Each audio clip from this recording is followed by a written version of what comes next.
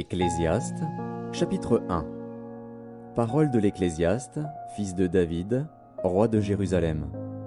Vanité des vanités, dit l'Ecclésiaste, vanité des vanités, tout est vanité. Quel avantage revient-il à l'homme de toute la peine qu'il se donne sous le soleil?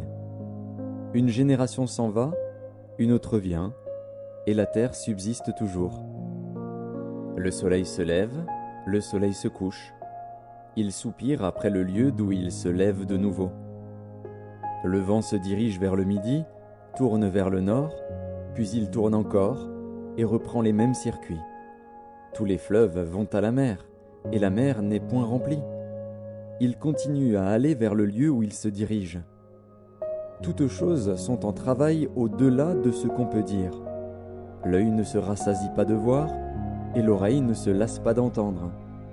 Ce qui a été, c'est ce qui sera, et ce qui s'est fait, c'est ce qui se fera.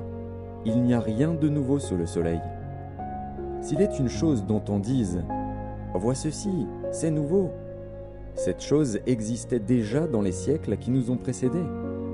On ne se souvient pas de ce qui est ancien, et ce qui arrivera dans la suite ne laissera pas de souvenir chez ceux qui vivront plus tard.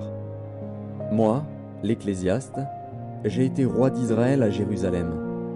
J'ai appliqué mon cœur à rechercher et à sonder par la sagesse tout ce qui se fait sous les cieux. C'est là une occupation pénible, à laquelle Dieu soumet les fils de l'homme. J'ai vu tout ce qui se fait sous le soleil, et voici, tout est vanité et poursuite du vent. Ce qui est courbé ne peut se redresser, et ce qui manque ne peut être compté. J'ai dit en mon cœur, voici, j'ai grandi et surpassé en sagesse tous ceux qui ont dominé avant moi sur Jérusalem, et mon cœur a vu beaucoup de sagesse et de science. J'ai appliqué mon cœur à connaître la sagesse, et à connaître la sottise et la folie. J'ai compris que cela aussi c'est la poursuite du vent.